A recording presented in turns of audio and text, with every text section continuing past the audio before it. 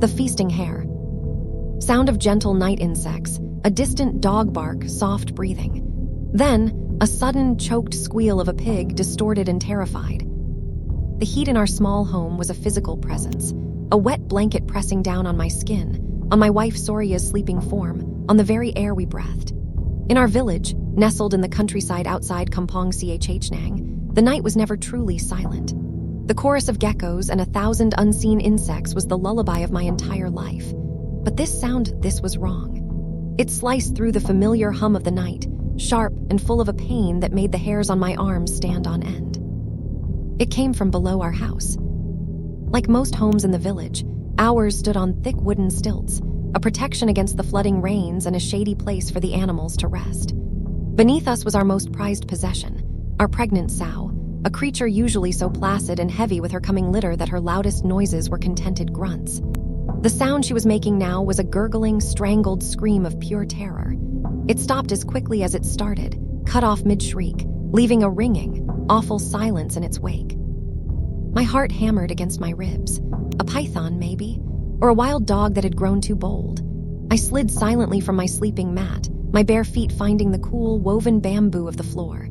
The metallic, coppery smell of fresh blood was already rising through the gaps, a sickening counterpoint to the sweet, fatting perfume of the jasmine incense Soria had lit on our porch shrine before bed. It was a prayer for our unborn child, for a safe delivery. The smell of blood was the opposite of that prayer. I crept to the edge of the room, my eyes straining to see through the floorboards into the darkness below. I could see nothing but a deep, impenetrable black.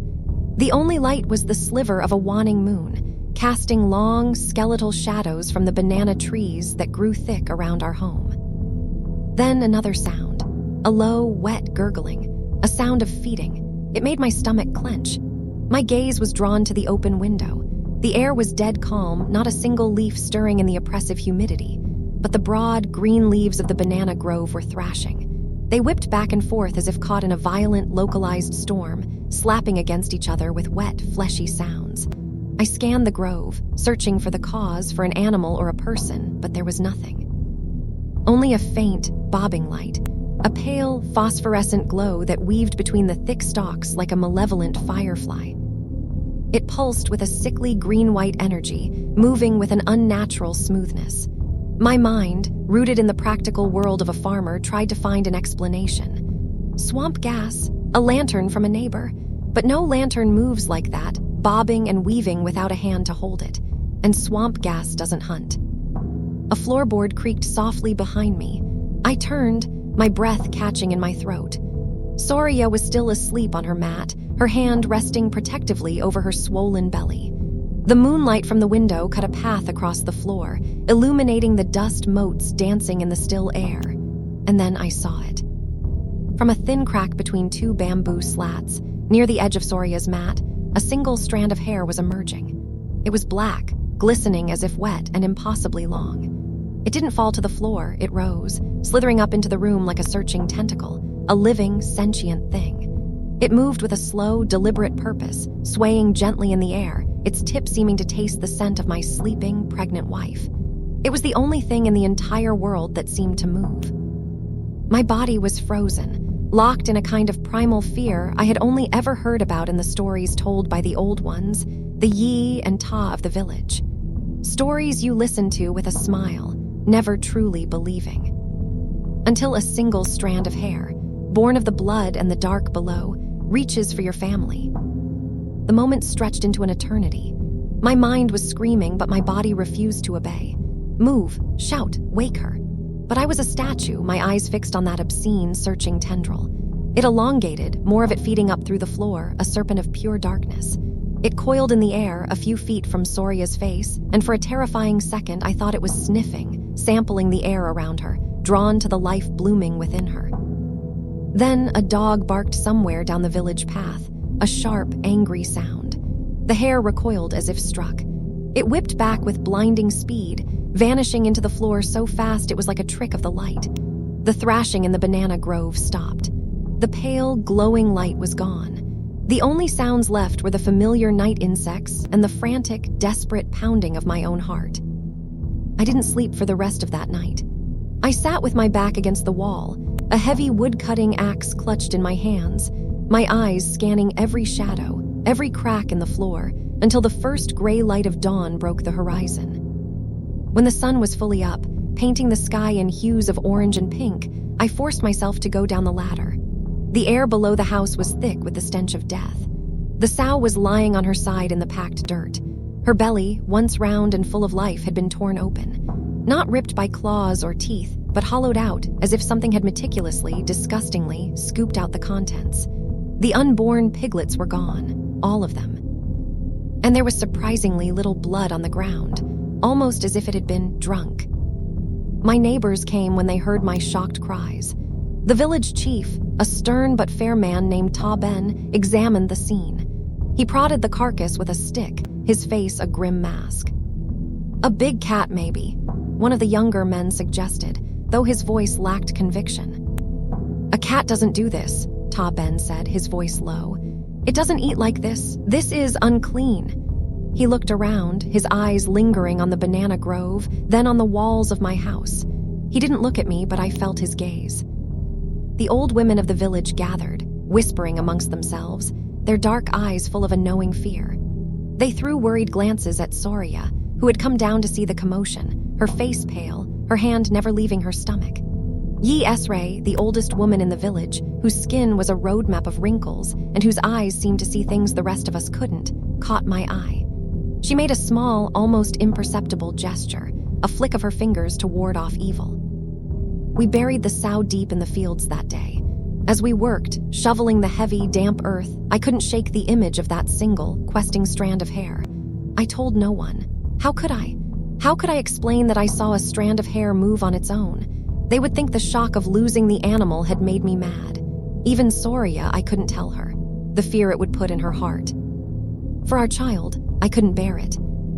But the fear was already in our house. It had seeped up through the floorboards, a poison that tainted the air. The days that followed were filled with a tense, watchful quiet. Soria grew weaker. The vibrant glow she'd had throughout her pregnancy began to fade. Dark circles appeared under her eyes, and she complained of a constant chill, even in the midday heat. She started having nightmares, waking up in a cold sweat, her breath coming in ragged gasps. She couldn't remember the dreams, only a feeling of being watched, of something trying to drink from her. I placed sharpened bamboo stakes around the base of our house and began burning incense from dawn until dusk. I bought a small, blessed cloth amulet, a yantra, from the monks at the local wat and hung it over our doorway. My actions drew curious looks from the neighbors. "Vanna is being overly cautious," they whispered. "He is letting his grief make him superstitious." But I knew what I saw. The nights were the worst. Every creak of the bamboo walls, every rustle of leaves outside sent a jolt of terror through me. I would lie awake for hours, staring into the darkness, listening for that wet, gurgling sound, watching the cracks in the floor. One night I woke up to a soft, rhythmic scraping sound. Scrape, pause, scrape. It was coming from right under our sleeping mat. I held my breath, listening. It was the sound of a fingernail, long and sharp, scratching slowly, deliberately against the underside of the floorboards, directly beneath where Soria slept. I grabbed the axe from beside the mat and slammed its handle hard against the floor. The scraping stopped instantly. A faint, frustrated hiss came from below, like air escaping a punctured bladder, and then silence. I sat up for the rest of the night, my blood running cold. It was testing the floor. It was trying to find a way in. I couldn't take it anymore. The next morning, leaving Soria resting, I went to see Yi Esray. Her home was at the very edge of the village, a small, dark stilt house that seemed to lean into the jungle that bordered the rice paddies. The air around it was heavy with the smell of drying herbs and wood smoke. She was sitting on her porch, weaving a basket, her gnarled fingers moving with a surprising dexterity. She looked up as I approached, and her dark, ancient eyes held no surprise, only a deep, weary sadness.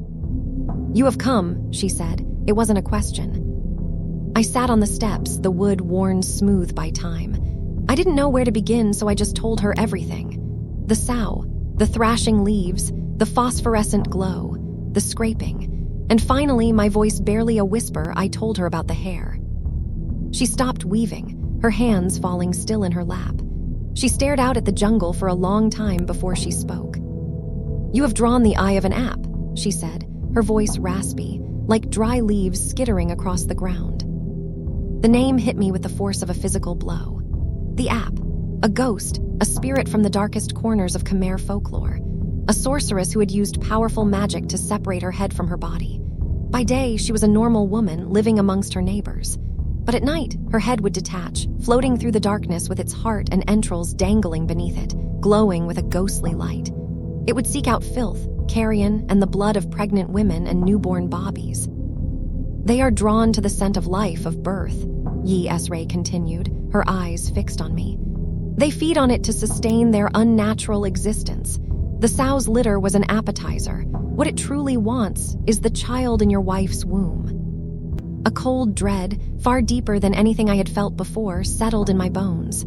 "Who?" I asked, my voice hoarse. "Who is it?" "An app can be anyone," she said, shaking her head slowly. "A woman who seems kind, a woman who seems harmless. During the day, she is just like us. But there are signs if you know what to look for. They often avoid looking at their own reflection. They may have a faint, foul smell about them like old meat that they try to cover with perfumes or flowers. And sometimes, if you look closely at the back of their neck, you can see a faint line, a scar, where the head separates." She leaned forward, her voice dropping to a conspiratorial whisper. "It is clever. It knows you are watching now. It will not be obvious. It wants to weaken your wife to make the birth easy for it to feed. You must protect your home. It cannot cross a barrier of thorns. Weave a fence of thorny bamboo and place it around your house under the stilts. Hang branches of the thorny lime tree in your windows. And when the time of birth comes, you must not let Soria be alone. Not for a second." The app is patient, but it is also hungry. I left Yi Esray's house with my mind reeling. My village, a place of familiar faces and lifelong neighbors, was now a gallery of suspects. Every woman I passed on the path home was a potential monster. Was it the quiet woman who sells noodles at the market? The midwife who always smiled so sweetly? My fear began to curdle into a cold, burning paranoia. That evening, I began my work. I went to the thickest part of the jungle and hacked down thorny bamboo stalks until my hands were bloody and raw. I wove them into a crude, dense fence around the base of our home, leaving no gaps. I hung clusters of thorny lime branches in every window and over the door. Soria watched me, her eyes wide with a mixture of fear and confusion. "Vanna, what is all this?" she asked, her voice weak. "Our home looks like a cage." "It's to keep wild animals out, Aun," I lied, forcing a reassuring smile. "Just to be safe." She didn't look convinced, but she was too tired to argue. My paranoia led me to watch one person in particular, Yi Chan, an elderly widow who lived alone in a small hut not far from ours. She was a herbalist, and sometimes acted as a midwife when the main one was unavailable. She had always seemed harmless, if a bit reclusive, but now I saw her through the lens of Yi Esray's warnings. I saw how she always turned her head away when passing the small, cracked mirror hanging at the village well. I noticed how she would burn strong-smelling herbs on her porch every evening, a scent that seemed designed to mask something else.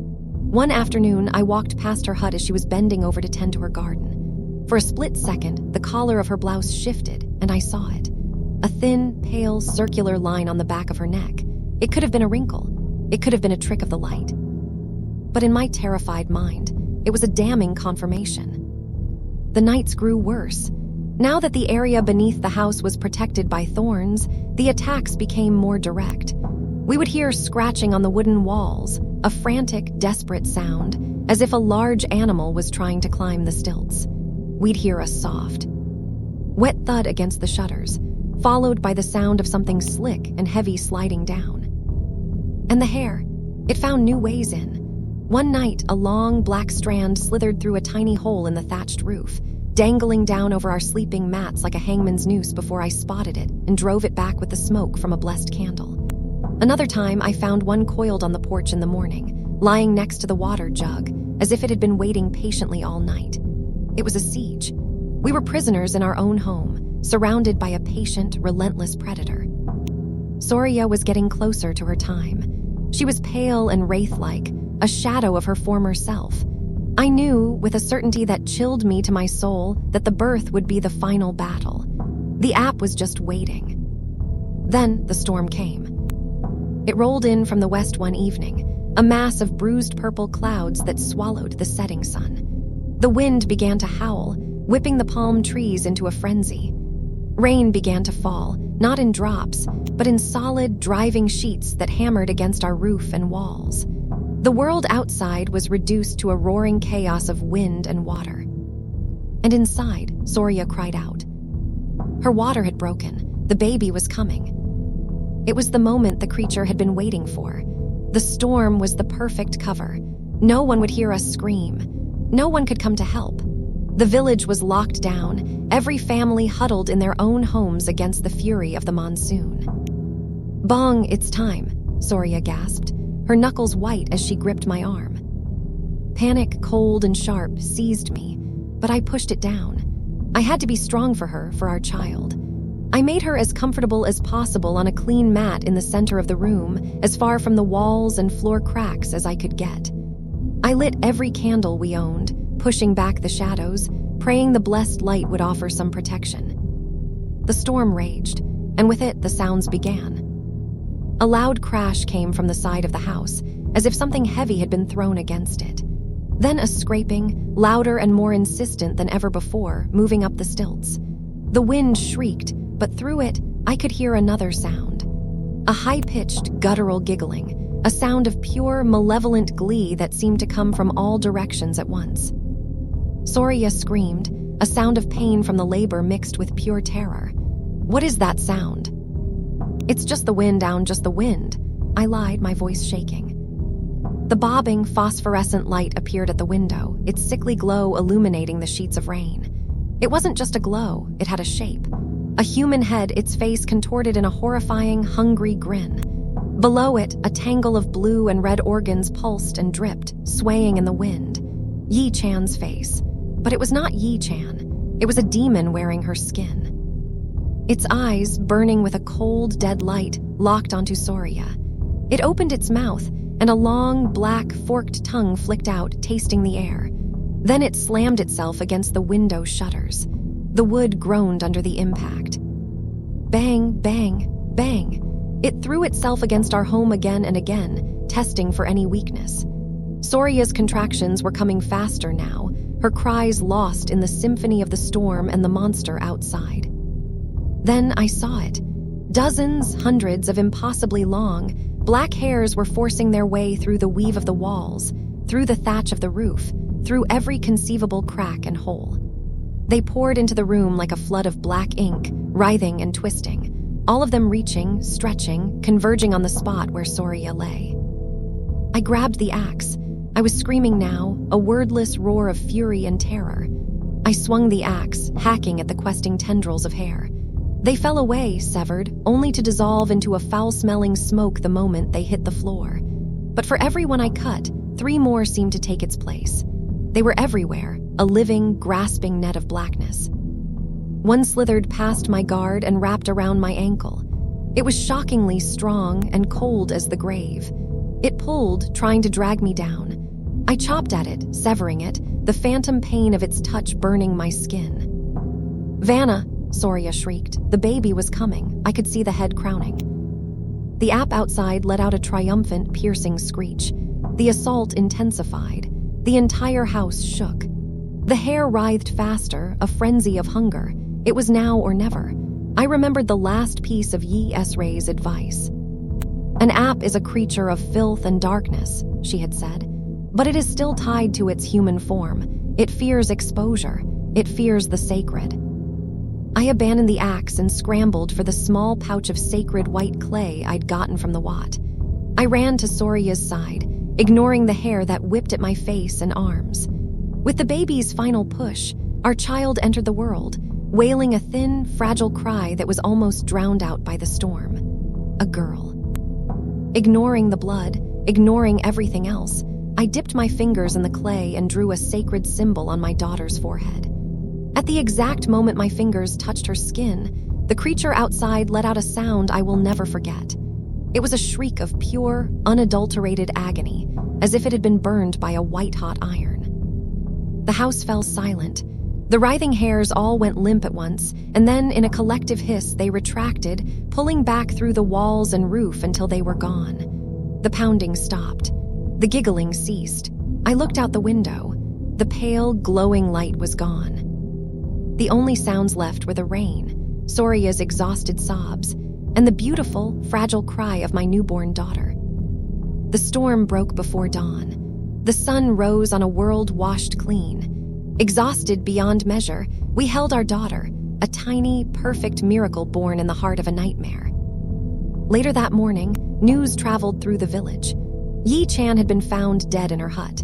She was lying on her floor, her body strangely desiccated, a look of profound shock and agony frozen on her face. Around her neck, the pale, circular line was now a raw, weeping wound, as if she had tried to reattach her own head and failed. The village breathed a collective sigh of relief. The monster was dead. The evil had been purged. My neighbors looked at me with a newfound respect and awe. Vanna, the man who fought a ghost and won. Life began to return to normal, or a new kind of normal. Soria slowly regained her strength, the light returning to her eyes. Our daughter, whom we named Chanthu, meaning moonlight, grew stronger every day. The fear that had been our constant companion for weeks began to recede, replaced by the simple, tiring joys of new parenthood. It seemed for all the world that we had survived, that we had won. It is now a few months later. I am writing this down, not as a story of triumph, but as a warning. Last night, I was rocking Chanthu to sleep. The night was quiet, the air cool and pleasant. She was sleeping soundly in my arms, her little chest rising and falling in a steady rhythm. I smiled, feeling a peace I thought I had lost forever. I adjusted the thin cotton blanket around her, and as I did, my fingers brushed against something on the cloth. I picked it up and held it to the faint moonlight coming through the window. It was a single strand of hair. It was glistening, black, and impossibly, terrifyingly long. It had not come from my head or from Soria. I had found it tangled in the blanket of my beautiful, sleeping daughter. I dropped it as if it were a burning coal. I looked down at my child, my heart turning to ice in my chest. As I watched, her peaceful, sleeping eyes twitched beneath their lids. And for just a fraction of a second, in the deep, innocent black of her pupils, I thought I saw a faint, pale, phosphorescent glow. The app is dead, but I am beginning to understand that some evils do not die. They do not end. They simply find a new home. And my fight, I fear, is not over. It has just been passed to the next generation. So if you are ever in the Cambodian countryside, late at night, and you hear a sound that doesn't belong, if you see the banana leaves thrashing in the still air, do not dismiss it as the wind. Reinforce your walls, protect your children, and pray the hunger that floats in the darkness does not learn your name. Pray it does not seek the warmth of your home, because some things, once they have a taste of you, will never ever stop feeding.